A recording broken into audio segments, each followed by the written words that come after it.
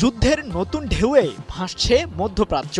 ইসরায়েলের জাতীয় সাইবার অধিদপ্তর INCD জানিয়েছে, ইরানের হ্যাকাররা সাম্প্রতিক সময়ে ইহুদিবাদী দেশটির বিভিন্ন গুরুত্বপূর্ণ প্রতিষ্ঠানকে লক্ষ্য করে সাইবার আক্রমণ চালিয়েছে। 23 অক্টোবর এক প্রতিবেদনে বিষয়টি নিশ্চিত করেছে ইরান ভিত্তিক সংবাদ মাধ্যম ওয়ানা নিউজ। INCDর দাবি, ইসরায়েলের শামির মেডিকেল সেন্টারে সাইবার হামলা চালিয়ে এটির কার্যক্রম ব্যাহত করতে চেয়েছিল ইরানের হ্যাকাররা।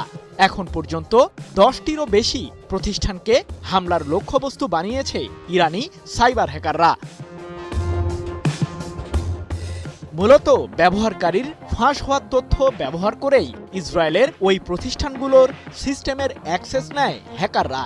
INCD আরও জানিয়েছে, ইসরায়েলের ব্যাপক ক্ষতি করার জন্যই হামলাগুলো চালাচ্ছে ইরানিরা।